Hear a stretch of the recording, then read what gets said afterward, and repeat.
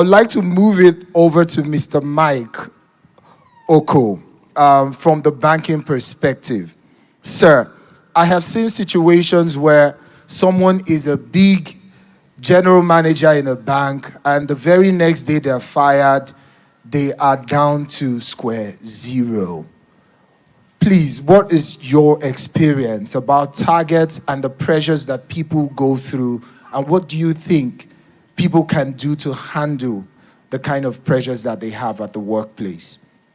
All right, thank you very much first of all, thank you for that question, and then I'd like to be very grateful to the organizers, Uma, for giving me this opportunity.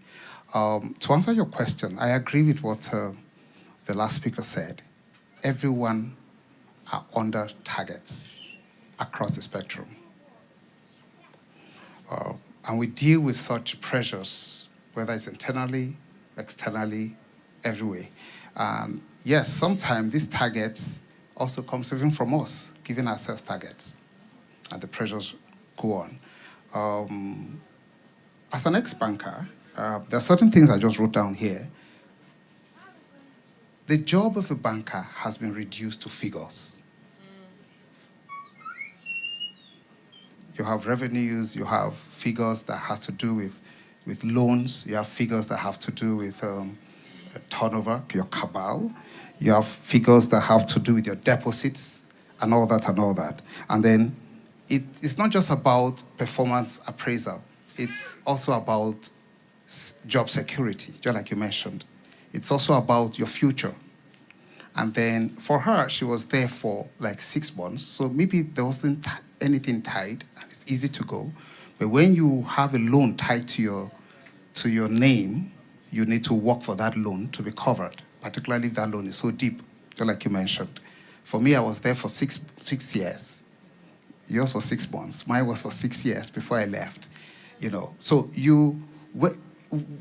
why that is possible is that there's also a lifestyle of a banker. There's so much expectation from the public. Internally, they tell you, we paid you to be this, so you need to project that. So even if your salary is not up to that, you buy the best of suits, you buy the best of shoes, you buy the best of, and you take time to pay. A lot of bankers are owing. What they wear, they cannot afford, but they're expected to wear. They buy the best of cars on loan. They get houses on loan because there are expectations from everywhere, including family members.